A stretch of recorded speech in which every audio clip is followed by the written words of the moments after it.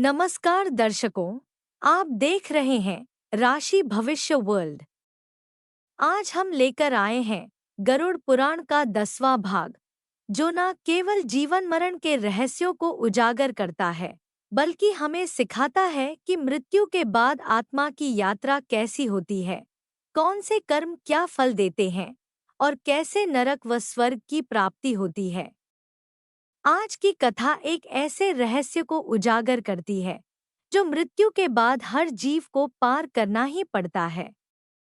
तो चलिए गरुड़ जी और भगवान विष्णु के बीच हुए इस दिव्य संवाद के माध्यम से उस अज्ञात लोक की यात्रा पर चलते हैं।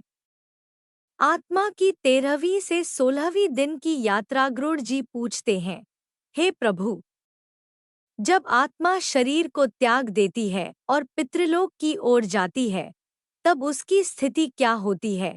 भगवान विष्णु कहते हैं, हे गरुड़, आत्मा को मृत्युलोक से पितृलोक तक पहुंचने में 17 दिन लगते हैं।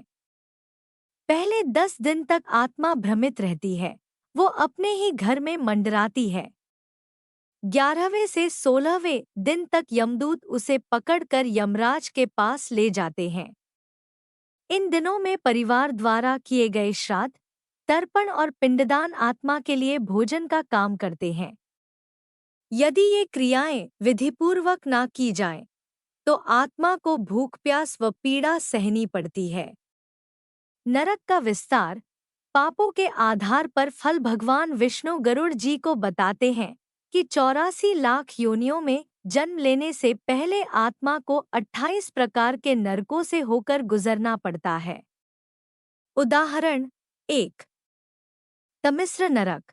जो व्यक्ति छलकपट करता है, दूसरों को धोखा देता है, वह इस नरक में जाता है।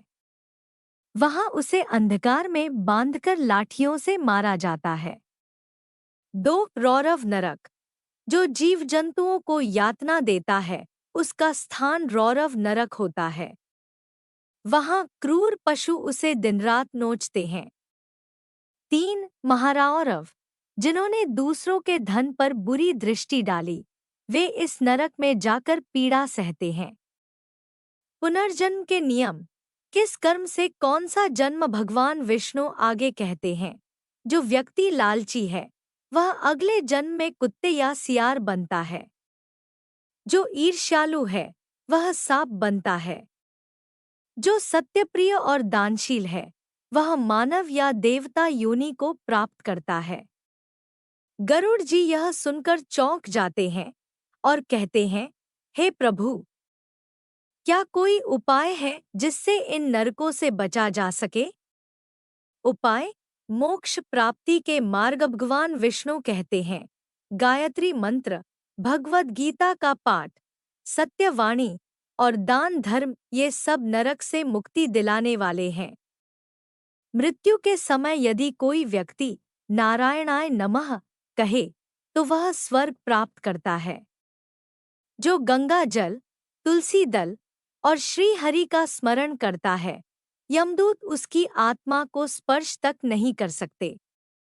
विशेष कथा। अधर्मी राजा और उसके पुत्र की कथा। एक बार एक अधर्मी राजा मृत्यु को प्राप्त हुआ। उसने कई पाप किए थे, निर्दोषों की हत्या, मंदिरों का अपमान और ब्राह्मणों का अपमान। उसकी आत्मा यमलोक में जाकर रौरव नरक में डाली गई। लेकिन उसके पुत्र ने सच्चे भाव से गयाजी में पिंडदान, श्राद्ध और ब्राह्मण भोजन कराया।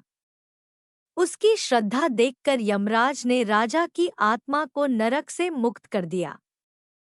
इस कथा से हमें यह सीख मिलती है कि संतान का धर्म माता पिता को मोक्ष तक पहुंचा सकता है, मृत्यु से नहीं।